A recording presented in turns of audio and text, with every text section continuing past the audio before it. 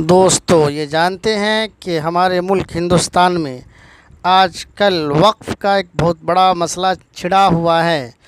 हुकूमत ये चाहती है कि कानून बना कर के इसे ख़त्म कर दिया जाए। तो इस सिलसिले में पार्लियामेंट में असदुद्दीन ओवैसी साहब ने बड़ी शानदार तकरीर व स्पीच दी है।